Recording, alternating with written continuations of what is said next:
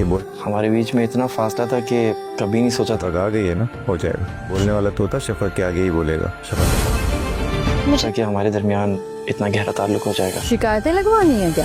زارا کی تو ماہم کے بھائی سے شادی کرنے کے بعد جیسے لاٹری ہی کھل گئی ہو, کیونکہ یہاں پر ماہم کا جو مشن تھا اپنے بھائی کے ذریعے زارا کا استعمال کرتے ہوئے اپنی جگہ گھر میں نہ صرف بلکہ زارون کے دل میں بھی مضبوط کرنا چاہتے. یہاں پر ماہم کا بھائی تو زارا کا دیوانہ ہو کر رہ گیا, بلکہ اب تو اس کے بنا رہنے کا سوچ بھی نہیں سکتا. ساری سازشیں جو ماہم کی تھی وہ دھری کے دھری رہ جائیں گی. جو چالیں زارا کے خلاف چلا رہی تھی کامیاب ہو ہی نہیں سکیں گی, کیونکہ یہاں پر ماہم کا بھائی بھی زارا سے کہہ دیتا ہے کہ ہم دونوں کے درمیان رشتہ اتنا گہرا ہو چکا ہے کہ اس بات کا اندازہ ہمیں کبھی تھا ہی نہیں. اب تو مجھے ایسا لگتا ہے کہ میں دنیا کا خوش نصیب انسان ہوں کہ مجھے تمہارا ساتھ. اب یہاں پر ان دونوں میاں بیوی کی چال چلن دیکھ کر تو ماہم, نہ صرف ماہم بلکہ اس کی والدہ بھی کافی پریشان ہے. کیا کیا سوچ رکھا تھا انہوں نے, لیکن یہاں پر سارا الٹا سین ہو رہا ہے, کیونکہ یہاں پر ماہم کی والدہ کہنے لگیں گی کہ میں تو اپنے بچے کو اس طرح سمجھتی تھی کہ یہ میرا ہو کر رہے گا, لیکن جس دن سے شادی ہوئی ہے یہ تو میرے ہاتھوں سے ہی نکل گیا. میری کسی بات کی پرواہ نہیں کرتا, بلکہ ہر وقت زباں پر نام ہوتا ہے تو زارا زارا زارا.